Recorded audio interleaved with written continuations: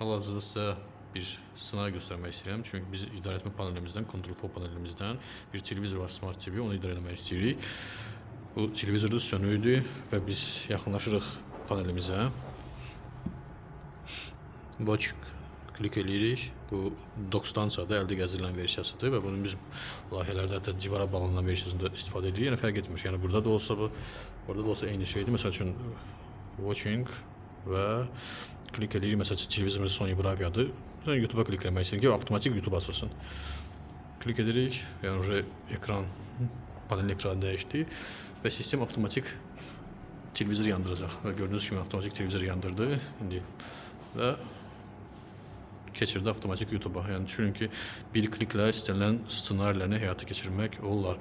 Və hətta biz buradan nələri əldə edirik? Televizoru tam driverin yazmışıq deyə tam idarə edə bilirik biz rejimləri, menyuları, yəni hər bir şey edə bilirik. Yəni və yaxud da keçək məsəl üçün televizorun özünü idarə etməyə, tam funksiyalar, kodun vermək, almaq, kanalları dəyişmək, yəni channellar, yəni tam idarə etmə və hətta bu funksiyanın bir hissəsi olaraq işləyir. Necə yəni? Məsələn, kinoteatr rejimi qoşulub. Kinoteatr rejimində siz baxırsınız, hər hansı bir pauzanı basanda avtomatik işıqları qoşur. Siz getdiniz, işinizi gördünüz, gəldiniz, play basırsınız davam eləməyə. Onda televizoru avtomatik belə deyək, həm davam etdirir, həm də işıqları söndürür ki, yəni kinolar davam elə. Məsələn, siz baxırdıq, indi televizoru söndürmək istəyirik. Hər hansı bir ssenarinin içində televizoru söndürür. Avtomatik əl dəyəndə sönməsin deyə sual verir. Turn off.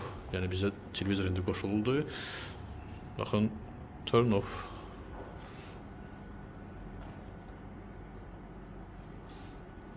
Все. Avtomatik söndürdü. Yəni hətta indi bu saat bizim mediamızda ağıllı evimizin bir hissəsi kimi işləyir.